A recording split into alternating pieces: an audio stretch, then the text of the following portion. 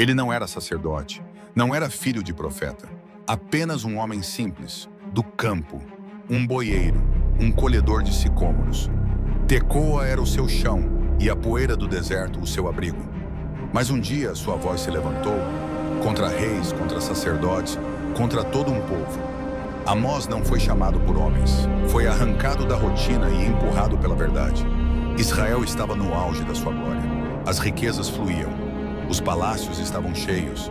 O povo celebrava festas religiosas com cânticos, sacrifícios e incenso. Por fora, tudo brilhava. Mas Deus já não estava ali. A injustiça escorria pelas ruas como esgoto. O pobre era vendido por um par de sandálias. Os juízes aceitavam subornos. Os comerciantes trapaceavam nas medidas e roubavam no peso.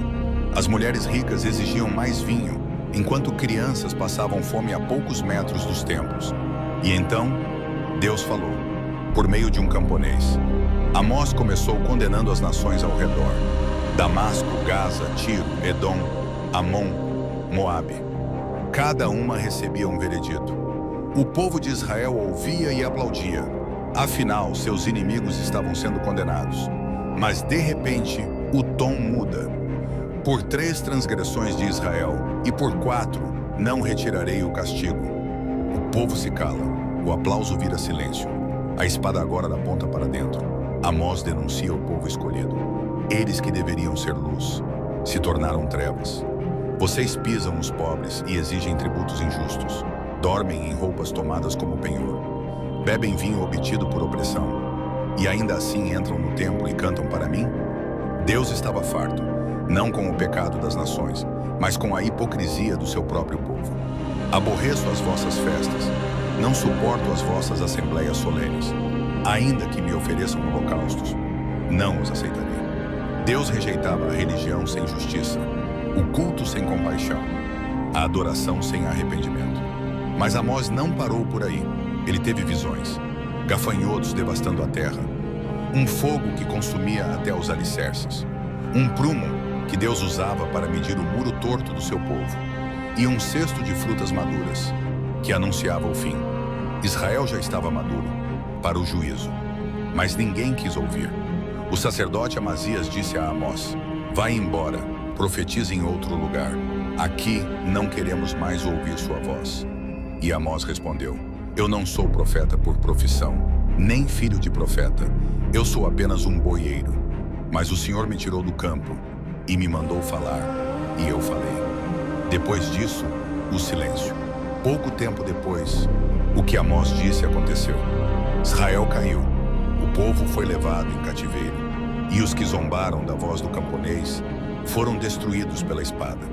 Mas a mensagem de Amós não é apenas para Israel, ela é para nós. Quantas vezes transformamos a fé em fachada? Quantas igrejas celebram cultos luxuosos enquanto ignoram o clamor do necessitado?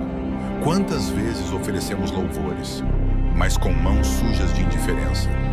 O mesmo Deus que falou por meio de Amós ainda fala hoje.